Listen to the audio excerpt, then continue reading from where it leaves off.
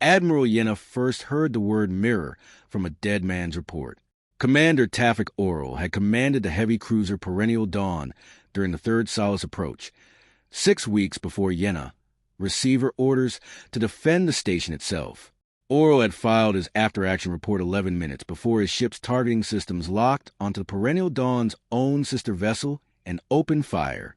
The report was 4 paragraphs long. The last sentence read, "I believe we are firing at ourselves, and I cannot prove it, and I cannot stop it." He was dead inside the hour, along with the crews of 3 ships that had turned their weapons on formations that did not exist. The Drath had not discharged a single weapon. Not one. That was the mirror. Yena had read Oral's report 17 times in the 6 weeks between his death and this morning. She had read the tactical postmortems of all 4 engagements where the Drath Collective had deployed the technology. For engagements, 0 Drath casualties, 61 human vessels destroyed or mission killed by their own formation's confusion. She had read the technical analysis produced by Fleet Intelligence, which ran to 300 pages and could be summarized in a single sentence. The Drath scanning array was so precise, so extraordinarily sensitive to electromagnetic output, that it could capture the full signal profile of an entire human fleet. Every ship's drive signature, targeting frequency, IFF transponder, passive sensor emission, communication handshake, within 30 minutes of first observation. Once captured, the array broadcasts a perfect replica of every signal on different coordinates. A ghost fleet projected into the scanning systems of every human ship simultaneously. The fleet saw itself. The fleet engaged itself. The Drath waited. For engagements, the weapon had never failed to work. It had never needed to be used twice in the same battle. Yena stood at the primary tactical station, the Iron Song, her flagship, and watched the Drath fleet resolve on her forward displays with the slow, patient clarity of something that had already decided the outcome of the coming hours. The 5th Fleet occupied an orbital approach corridor northeast of Solace Station, 90 ships, divided into 4 battle groups, arrayed in the defensive formation she had drilled them in for 3 weeks, since she had first received the intelligence package on what she was likely to face. 90 ships, 14,000 crew. The station behind them held a civilian population of 60,000, and the evacuation convoys would need 40 hours to complete, and the 5th Fleet had been told to hold Solace for 72. The Drath fleet was 60 vessels. It was an asymmetric engagement in human favor on paper. On paper. Time to mirror deployment, Yena said. She did not raise her voice. She had never needed to raise her voice in 30 years of command, and she did not intend to begin now. Her electronic warfare officer, Lieutenant Commander Voss, did not look up from his station. Voss rarely looked up from his station. He had his father's Drath bone structure around the eyes, that particular density of brow, that slight iridescence in the darker lighting, and his mother's human hands, long-fingered and always moving, always adjusting, always listening to the instruments the way other people listen with their ears.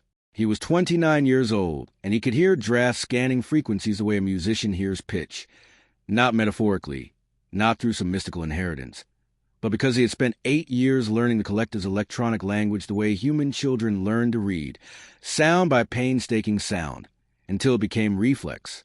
He was the reason Yena had requested this posting. She had read his file before she had read anything else. "Array is warming," Voss said. His fingers moved. "The signature is consistent with pre-deployment. They are not scanning yet. They are preparing to scan. How long before active scan? At this warm-up rate?" He paused, counting something internal. 7 minutes. Then 23 minutes of observation before the mirror is stable enough to broadcast. 30 minutes total.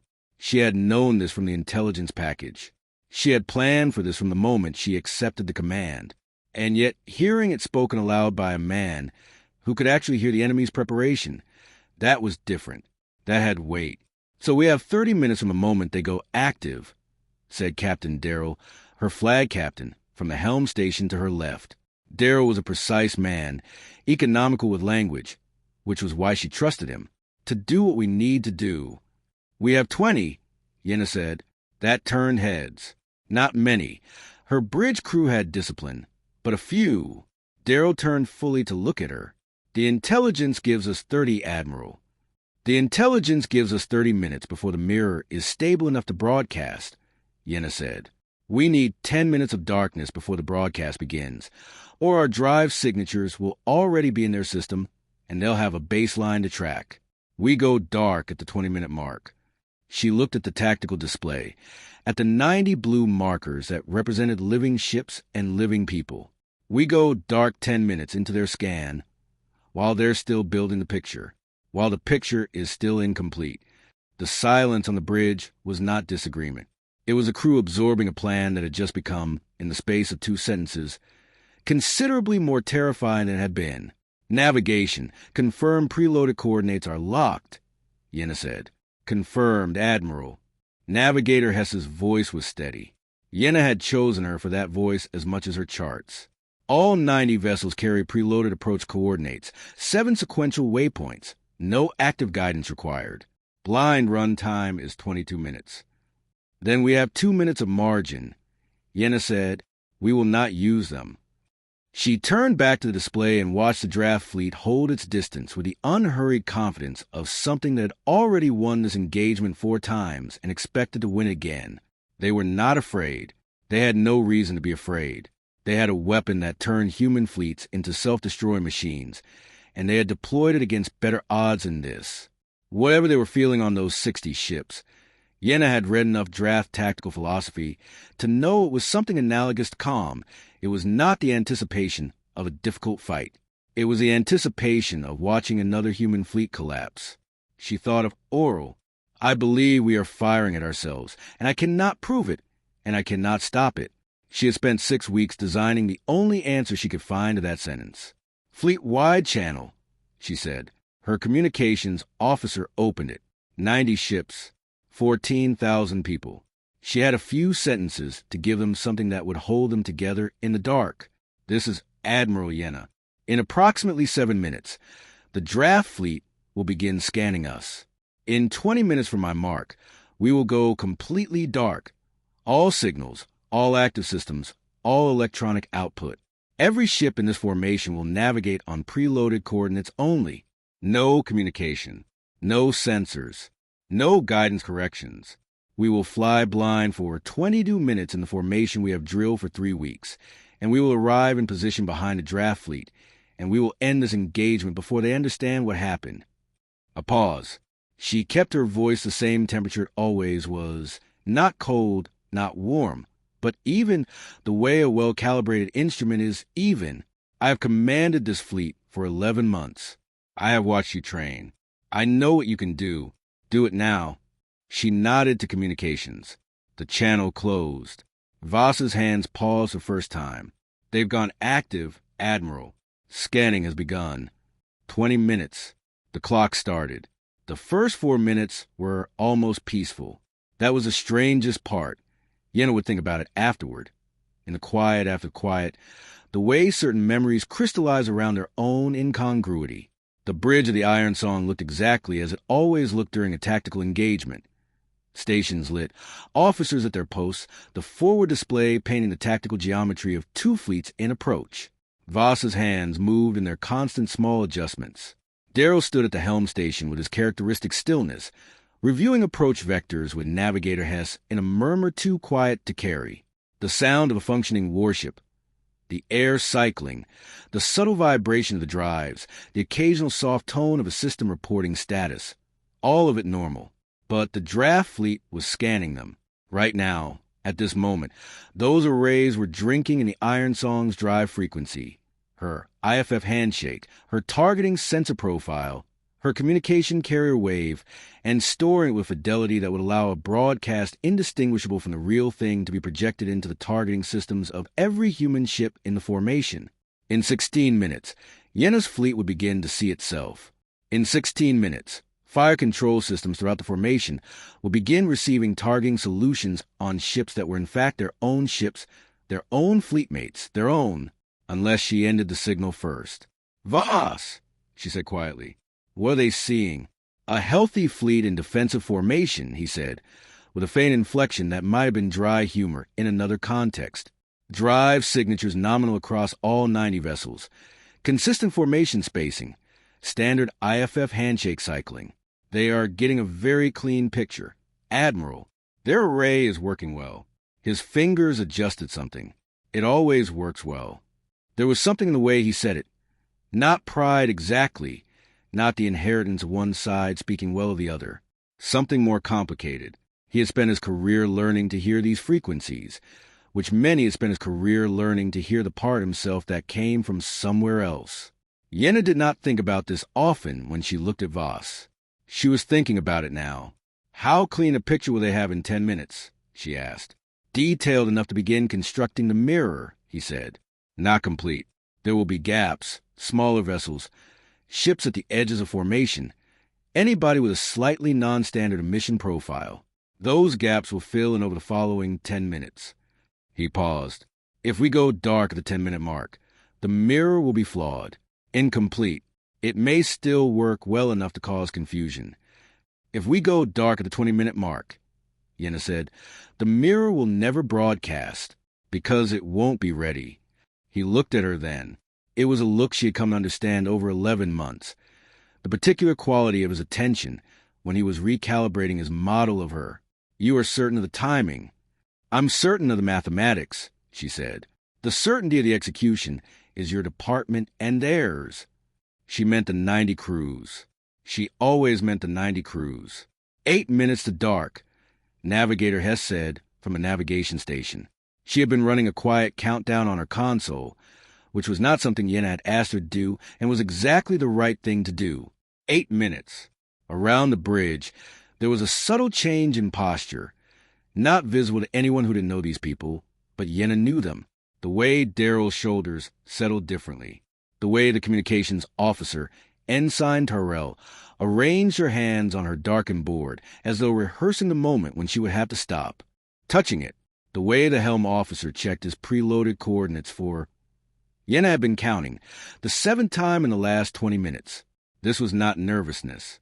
This was the body preparing for something the mind had already accepted. She approved of it. She did not say so. All fleet systems check, she said to Daryl. All systems nominal, he confirmed. Preloaded coordinates verified across all 90 vessels. Formation spacing within parameters. Every ship has acknowledged the DART protocol. Every ship had. She had received 90 acknowledgments, one from each captain, in the 12 hours since she had transmitted the operational order. Some of them had been very short. Some of them had asked clarifying questions, which she had answered. One, Captain Marin of the heavy cruiser Constant Meridian, had sent a response that was just 3 words. We are ready. Yena had read that response 4 times and then put away and not thought about it until right now, when she was thinking about it more than anything else. We are ready. 90 ships. In 4 minutes, they would all stop existing as electronic entities. They would become 90 objects moving through space with no signal, no broadcast, no handshake, no voice, invisible to the enemy and invisible to each other. The formation would be held by mathematics, by memory, by the 3 weeks of drilling she put them through, the approaches, the waypoints, the intervals, the timing. She had made them run the blind approach 9 times in simulation, for times at reduced signal. The last 2 runs completely dark, and both times the formation had arrived within acceptable tolerance of the target coordinates. Acceptable tolerance. She had spent time with that phrase late in the evenings, in the quiet of her flag quarters. What it meant was that the simulations had not been perfect. 3 ships on the 6th dark run had arrived 12 seconds late at waypoint 4.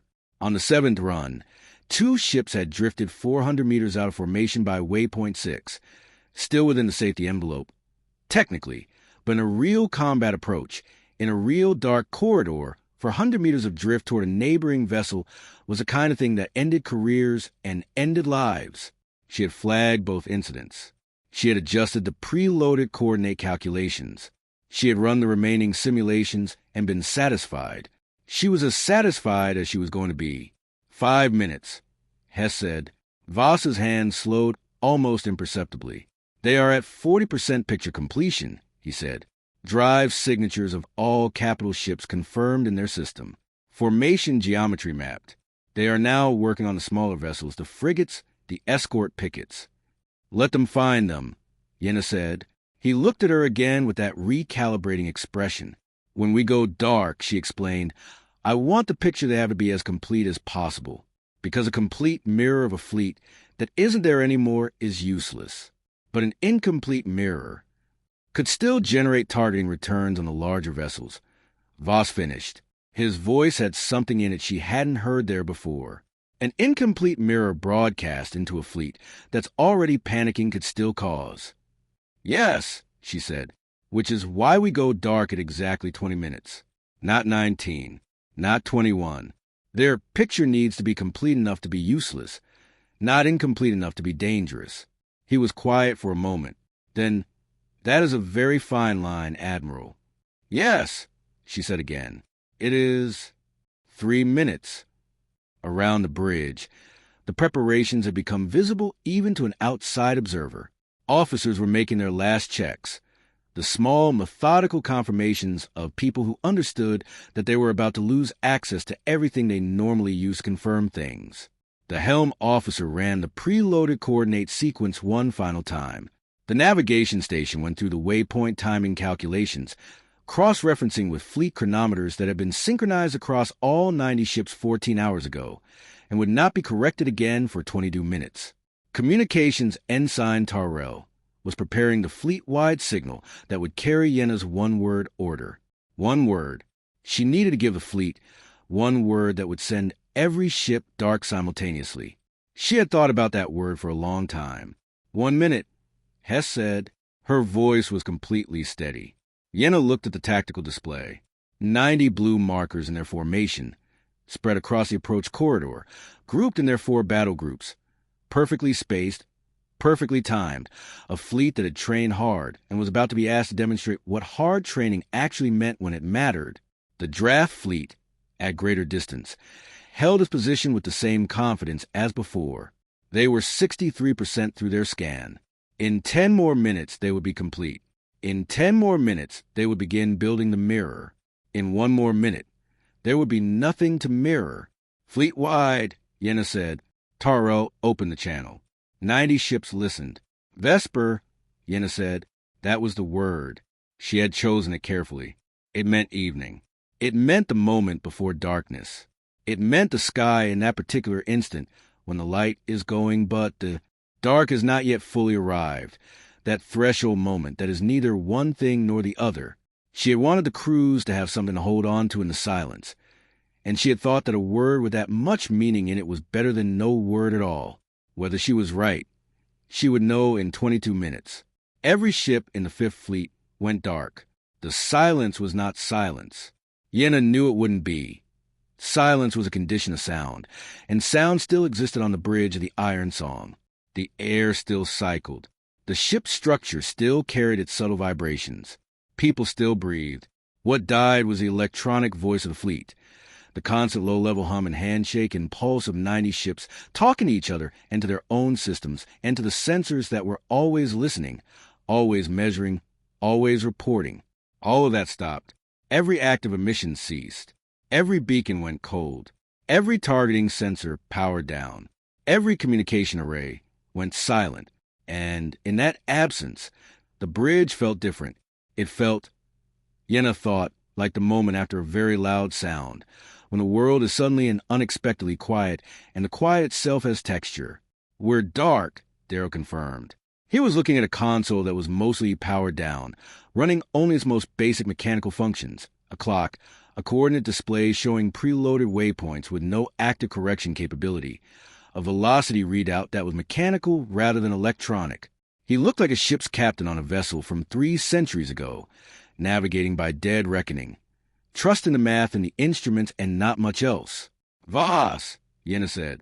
What do they see? This was the arrangement she had worked out with him in advance. Voss's station was the only station on the bridge maintaining any electronic function, and it was doing so in pure passive receive mode. No broadcast, no emission, no detectable output. He was listening, only listening. To do this, he had disabled every active function of his station and was running a single passive receiver array on a circuit that had been carefully shielded to produce 0 measurable electromagnetic leakage. It was the electronic equivalent of keeping your ears open while holding very, very still. It was enough to hear the Drath. They are, he stopped. Something crossed his face. They are confused. Even in the tension of the moment, that word produced a brief, specific quality in the air on the bridge. Not quite relief. Something closer to the first, tentative indication that a plan might be working. Confused how? Yena asked. The scan rate has changed, Voss said. His hands were moving, not adjusting, just tracking, keeping contact with the data the way you keep contact with a railing in the dark. They were building their picture at a steady rate. 93% complete when we went dark. The picture just stopped. Their array is still active. They are still transmitting. But there is nothing to receive.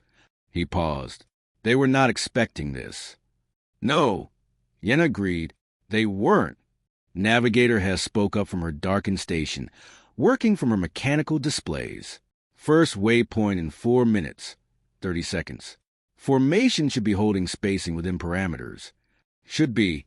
The uncertainty of it was not negligence. It was an honest accounting of what they could and could not know. Without active sensors, without communication, without any electronic means of confirming the positions of the 89 other ships in the formation, Iron Song was flying in faith. Every ship in the fleet was flying in faith. Faith in the math. Faith in the synchronized chronometers. Faith in each other's training and each other's discipline. 14,000 people in 90 ships, flying blind in coordinated silence through space, trusting that everyone else was doing exactly what they'd been told to do, exactly when they'd been told to do it, because the alternative was chaos, and the chaos was death, not just for themselves, but for 60,000 people on the station behind them. Yena stood in the center of it and felt the weight of it with considerable precision. Voss, she said, keep talking. The array is recalibrating, he said. They have protocol for unexpected signal loss. They're running through it now. First assumption will be electronic anomaly. Their own equipment. They'll run a self-diagnostic. His head tilted very slightly, the gesture he made when he was listening hard. Yes, diagnostic running. They will find nothing wrong, because nothing is wrong with their equipment. How long does a diagnostic take? Standard Drath array diagnostic. He calculated. About 4 minutes. So for 4 minutes, the Drath would assume they had a fault. They would look inward. They would check their systems, find them working perfectly, and then begin to look outward again and find nothing. Yena had 4 minutes before the enemy began to seriously consider that the human fleet had not malfunctioned, but had, with intent, simply ceased to be detectable. Second assumption, she asked, that we have activated some form of electronic countermeasure. Voss said, a jamming system, something broadcasting interference. His voice carried the faintest note of professional appreciation for the difficulty of the situation she had created for the enemy. They will look for the jamming signature. There will not be one, because we are not jamming them. We are simply not here. Simply not here. The phrase had a quality to it that Yena found useful. She kept it. Waypoint 1 in 3 minutes. Hess said, the ship held its course. It held its speed. Every system that was not mechanical, not essential, not part of the preloaded approach, had been shut down. The Iron Song was a vessel of 40,000 tons, crewed by 800 people, running on the equivalent of instinct and memory. And in the dark outside, around it and ahead of it and behind it, 89 other ships were doing the same thing, in exact coordination, in exact silence, in absolute trust. Yena breathed. Waypoint 1, Hess said quietly. On time. A waypoint they could not verify, in a formation they could not see, in a maneuver they could not monitor. But the math said they were on time, and the math was all they had. And so they were on time. Voss! Diagnostic completed, he said. They found nothing. They are a pause, a longer pause than usual. They are changing array configuration, widening the search pattern. His hands moved. They are looking for us. The hunt had begun. It was the looking that Voss narrated, and the narration had its own terrible intimacy. He spoke in a low voice, continuous but quiet, the way a man might read aloud from a book he finds fascinating and disturbing in equal measure. He was translating the Drath fleet's electronic behavior into language that the bridge crew could follow, and what he was translating was the behavior of something that had been confident and was becoming, by slow degrees, uncertain. And the uncertainty of a superior force is one of the most dangerous things in warfare. They have expanded the search cone to full width, he said. They are looking for drive signatures, anything that might have gone partially dark, any residual emission. Their sensitivity is... He paused, with a particular quality of pause that meant he was impressed. Their sensitivity is very high. If any ship in our formation had left a single active system running, they would have it. Not a single active system. Yena had been very clear about this in the operational order. Not a single active system. Every captain had acknowledged. She had put it in writing. She had said it on the fleet channel. She had discussed it individually with her battle group commanders. The only exception was Voss's shielded passive receiver, which she had judged to produce no detectable output, and she had staked 14,000 lives on that judgment. Waypoint 2 in 6 minutes. Hess said, still on time. They are now using gravimetric sensors. Voss said, trying to detect mass displacement, the gravitational signature of 90 ships moving in formation. His fingers moved. This is more sophisticated than I expected. They are adapting. A pause. Gravimetric detection at this range, against our hull configuration. They would need to hold the sensors very still, and we would need to be in a tighter formation than we are. We are not in danger from this approach. But the fact that they are trying means they are considering the possibility that we have simply gone dark, that we did this on purpose. Is that unusual? Darrell asked. For them to consider it? Yes, Voss said. The mirror has never failed to collect. No human fleet has ever gone completely dark in response to it. They have no tactical precedent for this. A pause. They are working through scenarios they have not practiced. They are working through scenarios they have not practiced. Yena filed this. An enemy working outside its practice scenarios was an enemy that was making things up as it went. And improvisation under uncertainty, even by a highly capable force, produced errors. Not always, not guaranteed, but errors became possible where they had not been before. How are they communicating, she asked. Fleet to fleet. Standard draft command frequency, Voss said. Encrypted, but the carrier wave is readable. There is elevated traffic, more communication than a fleet in a standard tactical situation would generate. He listened. Their commander is asking questions, receiving answers, asking more questions. His head tilted. This is uncertainty. This is a fleet that is not sure what is happening. Good, Yena thought. She did not say it. Waypoint 2, Hess said. On time. Formation holding within parameters. She paused. Based on preloaded telemetry. We have no active confirmation. We have no active confirmation. The phrase sat on the bridge like a small stone. Hess was right to say it. They had no way to know in real time whether all 90 ships had successfully made Waypoint 2 on schedule. They had the math. They had the training. They had the synchronized chronometers and the preloaded coordinates and the 3 weeks of drilling. They did not have active sensor confirmation, because active sensor confirmation would have required electronic emission, and electronic emission would have ended the maneuver and possibly the fleet. This was the thing that living inside the darkness actually meant.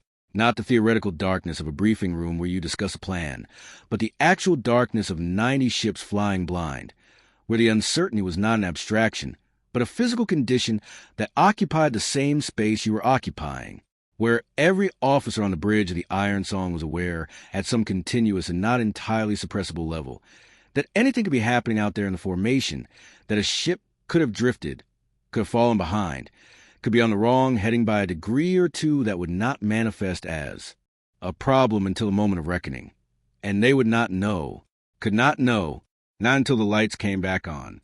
Yena knew this. She had designed this. She stood in it. Voss, she said. How long since they began the active search? 11 minutes since our dark, he said. 9 minutes since their diagnostic completed, and they began looking in earnest. 11 minutes down. 11 to go. The Drath had been searching for 9 minutes and had found nothing. They were, if Voss's reading of their communication traffic was accurate, beginning to consider possibilities that their doctrine had not prepared them for. And they would keep searching for 11 more minutes and find nothing, and then the lights would come back on. They are... Voss stopped. His hands went very still. This was new. Yena had never seen his hands go still before. Voss! They are discussing the station, he said. His voice had lost its narrating quality. It had become something more immediate. The draft commander is asking about the station's defensive systems. They are considering that we may have retreated to the station and powered down in dock. He listened. They are debating whether to advance on the station. The bridge went very quiet, not the ambient quiet of systems down, a specific, deliberate human quiet, the kind that happens when everyone in a room understands a thing at the same moment. If the draft advanced on the station, they would advance through the corridor where the Fifth Fleet was flying, 90 ships in the dark, holding formation on preloaded coordinates, and 60 enemy vessels moving through the same corridor. Distance between their current position and our current position, Yena said quietly to Hess. Hess worked from her mechanical display, based on preloaded trajectories and their last known position, when we went dark, approximately 40,000 kilometers. If they advance on the station at standard approach speed, they would enter our formation corridor in... Hess paused, calculating. 19 minutes. 19 minutes. They needed 11. Voss! Yena said. Are they moving? He listened. His hands were still. Not yet. The discussion is ongoing. Their commander is cautious. He is not convinced we retreated. He believes a fleet does not simply vanish. A pause. He is more right than his fleet doctrine has prepared him to be. Is he ordering the advance? Not yet. Not yet. Two of the most important words in the language, and their importance was entirely in the yet. Yena watched the chronometer. 10 minutes remaining. 9.5. The draft commander was sitting in his position, having a conversation that Voss could partially decode to the carrier wave of an encrypted signal, debating whether to move toward a station where he thought a human fleet might have hidden itself, and in doing so might move his 60 ships directly into a formation he could not see. She had no way to effect this. She could not speed up time. She could not slow the draft down. She could not communicate with her fleet, could not adjust the approach, could not do anything except stand in the dark and wait, which was all she had ever been able to do from the moment she said Vesper. She had known this. She had designed this. She was standing in it. He has made a decision, Voss said. Everyone on the bridge breathed. He is holding position. A pause. He is ordering a secondary scan. A different array, longer range. He wants to check the station's electromagnetic profile. Another pause. He believes a human fleet may have docked and is hiding behind the station's own emission signature. Yena exhaled very slowly through her nose. The draft commander was wrong, and his wrongness was keeping him still, and his stillness was keeping his fleet out of her corridor, and she was grateful for precise, specific quality of his mistake. 9 minutes, Hess said, and then, at 8 minutes and 42 seconds remaining, one ship broke protocol. The signal was very small. Voss found it before anyone else could have found it, which was the nature of what he was. His hands, which had been still, suddenly moved a sharp, specific adjustment, and the sound that came out of him was not a word. It was the sound of a person who has heard something they were hoping very hard not to hear. Active emission, he said. One source. Within formation corridor. Sector 4, approximate position. He was calculating even as he spoke. Consistent with a frigate-class vessel. Standard transponder wake. Not a full activation. Not a deliberate broadcast. A passive system that cycled on automatically. Which ship? Yena said. I cannot determine hull identity without active cross-reference, he said. But the emission is small. A single system. Life support cycling protocol. Most likely, an automatic safety override that triggered a signal handshake. Some vessels have these coded at the hardware level, and they cannot be fully disabled without manual intervention to specific subsystems. He paused. The crew may not even know it happened. One ship, one automatic system, one handshake cycle. And the draft array was the most sensitive in known space. Did they hear it? Yena asked. Voss's hands moved. The quality of his stillness. the concentration behind it, was unlike anything she had seen from him in 11 months of working together. He was listening with everything he had. He was listening with the part of him that had grown up learning these frequencies, the part of him that understood the Drath array not as an enemy system, but as a language he spoke. He stopped. They are reorienting. The word reorienting landed on the bridge like a dropped instrument. The secondary scan array is shifting, Voss said. They detected the emission. They are trying to resolve it, to determine if it is a ghost signal, a sensor artifact, or a real source. His hands. Always his hands. Their commander has been alerted. There is elevated communication traffic, elevated sharply. They found something, and they are trying to confirm it. 8 minutes remaining. If they confirm the emission, Yena said, what do? They broadcast it, Voss said immediately. The moment they have a confirmed signal from a single ship, they have enough to begin reconstruction. The mirror doesn't need a complete picture. It never did. That was always a theoretical limit. In practice, a single confirmed drive signature gives the array a seed to work from. The reconstruction will be incomplete, fragmentary, but it will be enough to generate targeting returns. He paused. Enough to cause confusion in a fleet that is already operating without its own sensors. She understood. One ship signal, even a small one, even an accidental one, could seed the mirror, a fragmentary mirror of a fragmentary signal, broadcast into a fleet with no active sensors, no way to cross-reference, no way to distinguish a ghost return from a real one. In the dark, you believe what you were given, and if you were given a targeting solution, you fired. 8 minutes.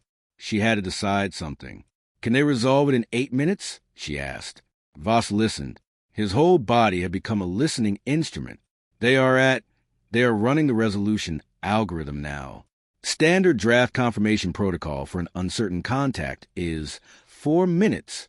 If they get a clean resolution, the mirror begins building immediately, 3 to 4 additional minutes before the first broadcast. He stopped. 7 to 8 minutes total. Admiral, I know, she said. 1 minute of margin. She had 1 minute of margin, and the Drath were using it. She had built in 2 minutes because she had known something might go wrong, because something always went wrong, and she had put 2 minutes between them and disaster, and now she had 1. She did not move. The emission has stopped, Voss said. Something changed in the air on the bridge. A very small thing, but present. The ship cycled off, he said. The automatic handshake completed, and the system returned to dark. 1 cycle. Approximately 6 seconds of emission. His hands moved. The array captured it. They are working from that 6 seconds. Is it enough? He was quiet for a long time. For seconds. 5. The emission was very small. A life support cycling protocol. Not a drive signature. Not a targeting array. Not a communication handshake. It is the least useful signal our vessels produce for mirror reconstruction. He paused. Their algorithm will process it. They will get a position estimate. Very imprecise, sector level, not vessel level. They will know something was in sector for approximately 6 minutes ago. But sector 4 at our approach speed. We have moved significantly since that emission. The position is already stale. Yena waited. Their commander is assessing the resolution quality. Voss continued. He is receiving the analysis. A pause. He is not satisfied with the data quality. He is questioning whether it is a genuine contact or a sensor artifact from the station's emission. He listened. He is ordering a secondary confirmation sweep. A secondary confirmation sweep, which would take time, which would find nothing, because the ship that had emitted was dark again, because 6 seconds of signal from a life support handshake was not enough to see the mirror reconstruction to broadcast quality, because the Drath commander's caution, the same caution that had kept him from advancing on the station, was keeping him from acting on uncertain data. 7 minutes. Hess said the formation was still dark. The fleet was still flying. Somewhere in Sector 4, a crew that might not even know they had emitted a signal was continuing their blind approach in disciplined silence, trusting their preloaded coordinates and their synchronized chronometer and the 11 months of formation flying that the Fifth Fleet had done together. We are ready, Captain Marin had written. Yena didn't know whose ship had emitted. She hoped it was not the Constant Meridian. She suspected it didn't matter. Secondary sweep is running. Voss said. They are looking for a corroborating signal. They will not find it. His voice had regained something of its narrating quality. The quality of a man who was watching something he had predicted come true. Their commander wants certainty before he acts. He has a weapon that requires certainty. You cannot build a mirror from noise. He knows this. A pause. He is very good. He is asking exactly the right questions. He simply does not know what the right answers mean in a situation his doctrine has not prepared him for. 6 minutes. Hess said, secondary sweep complete. Voss said, no corroborating signal. He listened. The commander is reassigning the contact to probable artifact. Station interference. He stopped. He believes it was a station. Around the bridge, the quality of breathing changed. Not release, too early, too much still ahead, but something shifted in the collective body of the people in the room. 5 minutes. Hess said. Yena looked at the chronometer. She looked at the tactical display, which was showing nothing because it had nothing to show. A dark screen, dark formation, dark fleet, all of it visible only in the mathematics of the preloaded approach. She looked at Voss, who was listening with the focused intensity of a man who had found his exact purpose and was operating at it completely. What is the draft fleet doing? She asked. Holding position, he said, still scanning the station, still uncertain. Their commander has. He has called a tactical conference with his battle group commanders. A pause. He is trying to understand what happened to us. 5 minutes. 4.5. The Fifth Fleet flew in perfect, disciplined silence through the dark, bending around the draft formation on its preloaded coordinates, arriving at waypoint 6 on schedule, moving toward waypoint 7 with the accumulated momentum of 14,000 people who had decided to trust something larger than their individual ability to know what was happening. For minutes, Hess said, 3 minutes. Hess said, 2 minutes. Voss, Yena said. They are still searching, he said. Formation static. Arrays active. Finding nothing. He paused. They are. The commander is speaking again. He is describing the situation to his battle group commanders. He is telling them, his head tilted, he is telling them that no fleet goes simply dark. That no fleet has ever gone simply dark. That there's a rational explanation, and they will find it if they continue to scan methodically. He was right that no fleet had ever gone simply dark. He was wrong that they would find it. 1 minute, Hess said, around the bridge, every officer prepared. It was not a dramatic preparation. No hands on weapons, no visible change in posture. It was the internal preparation of people who had been holding something in suspension for 22 minutes and were about to release it.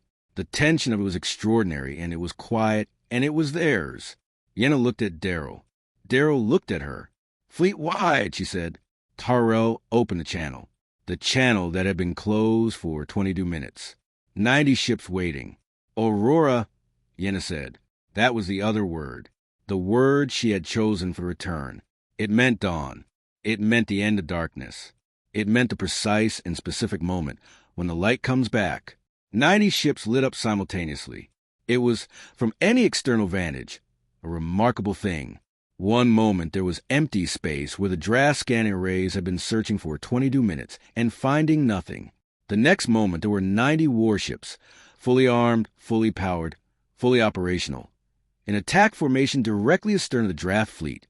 Not ahead of them, not to their flank, not at the distance where the engagement had begun. Behind them, inside their defensive envelope, at the range where the Drath formation's rear-facing systems had not been configured to operate, because no enemy had ever successfully gotten there. On the bridge of the Iron Song, the tactical display came alive all at once, and the picture it painted was everything Yena had spent 6 weeks designing. The Fifth Fleet had arrived, all 90 ships. Navigator Hess was reading formation tolerances with precision that had, in the last 22 minutes, acquired the quality of religious devotion, and every vessel was within parameters, every battle group in position. Every approach angle consistent with the preloaded attack vectors. 3 weeks of drilling. 22 minutes of darkness. The math had held. Formation confirmed, Hess said. and her voice cracked slightly on the second word, and she did not appear to notice or care.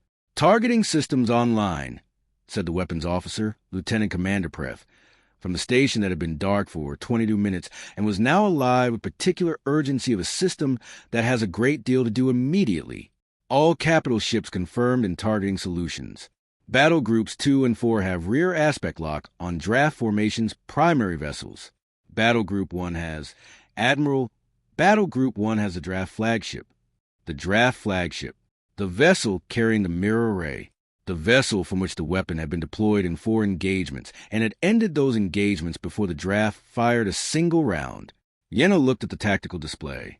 She looked at the formation she had built and flown in the dark and brought to this exact position at this exact moment. She looked at 60 Drath ships that were still in a static search formation, arrays still pointed at a station they thought a fleet might have hidden behind, entirely unprepared for the reality of what was happening astern of them. "They are," Voss said and stopped, and something in his face was difficult to read, and she thought she understood why. He had grown up between two things. He had built his career understanding one of those things more fully than almost anyone. He was watching the moment when that understanding had been the instrument of their destruction. "They are beginning to detect our emissions," he continued. "Their rearward sensors are activating. They are realizing a pause. Their commander knows. He is issuing orders. He is trying to redeploy. It was too late to redeploy. At this range, with the formation positions they held, with the targeting solutions already locked. It was 30 seconds too late. It had been too late the moment the lights came back on." Yena looked at the weapons display. She looked at the tactical display. She looked at the 90 blue markers that were her fleet and the 60 red markers that were the Drath, and the geometry between them that said everything about what the next few minutes would contain. She thought of Oral. "I believe we are firing at ourselves, and I cannot prove it, and I cannot stop it." She thought of 4 engagements in 61 ships and the weapon that had ended battles before a single weapon was fired. She thought of Esper. She thought of 22 minutes of extraordinary, disciplined silence. She thought of one ship's life support system cycling for 6 seconds and a Drath commander who had decided it was station interference and had been wrong in exactly the way she had needed him to be wrong. She thought of Aurora. She gave one order. Fire. The 5th Fleet fired. The engagement lasted 4 minutes and 17 seconds. The Drath had no idea where they were. Afterward, the bridge was very quiet. Not the dark quiet of the approach. This was a different quiet. The quiet that comes after something large is concluded. The displays were active, tracking the withdrawal of what remained of the Drath fleet. The station behind them was intact. The 5th Fleet formation was intact. 90 ships, all accounted for. The formation tolerances well within anything the drills had required. The casualties among the 5th Fleet were, by the mathematics of what could have been, almost nothing. 3 ships had taken fire in the final minute of engagement when the Drath formation had begun its emergency dispersal. 2 of those ships were mobile. The 3rd would require a tow to station. Yena stood at the primary tactical station and reviewed the engagement summary and felt the ordinary aftermath of a thing done. Not satisfaction, exactly. Not relief, exactly. But the specific quality of a plan executed to its conclusions. Voss had not moved from his station. He was still listening. She looked at him. "Voss!" He turned from his instruments. His face had that quality again, the complicated quality of a man who contained 2 things and was always navigating between them. He looked at the tactical display, at the Drath vessels withdrawing, at the space where the engagement had been. "They are still scanning," he said. The words sat in the air of the bridge. Around them, officers were performing the 100 necessary tasks of post-engagement: damage assessment, status reports, communication with the station, reports up the command chain. The work continued. It always continued. Yena looked at the display. The Drath fleet withdrawing, its arrays still active, still searching the space where the 5th Fleet had not been, where the mirror had tried to find something to reflect and found nothing, where 22 minutes of darkness had constituted the entirety of the tactical victory. They were still scanning, looking for a fleet that had been right behind them, looking for signals that had told them nothing, because there had been no signals to tell. She thought of Oral's report. She thought of 4 engagements. She thought of a weapon that worked by turning a fleet's own signals against itself, by taking what a fleet broadcasts about itself and throwing it back in distorted form, creating a hall of mirrors where every target was illusion and every illusion pointed at a friend. The answer to the mirror was not a better mirror. The answer was not a countermeasure or a jammer or a more sophisticated electronic response.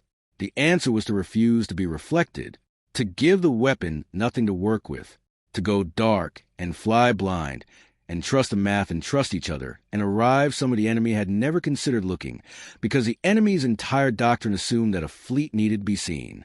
The answer was silence. And in the silence, the fleet had become something the mirror could never find, something that wasn't broadcasting anything about itself at all. Yena looked at the Drath fleet, still scanning. "Let them," she said.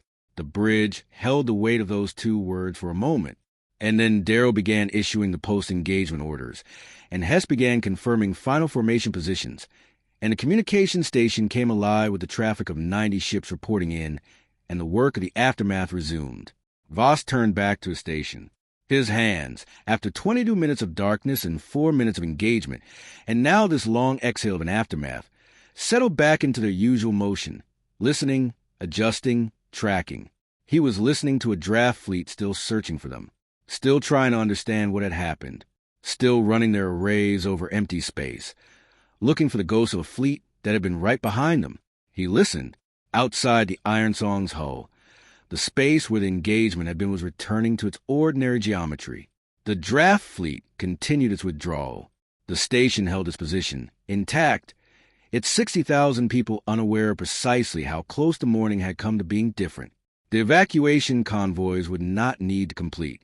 The Fifth Fleet would hold Solace for 72 hours and beyond. 90 ships, 14,000 crew, 22 minutes of silence. The Drath were still scanning.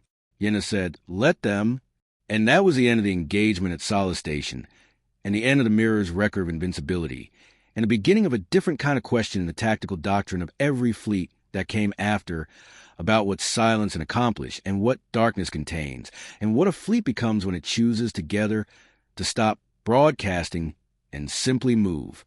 The answer, it turned out, was undetectable. The answer, it turned out, was everything.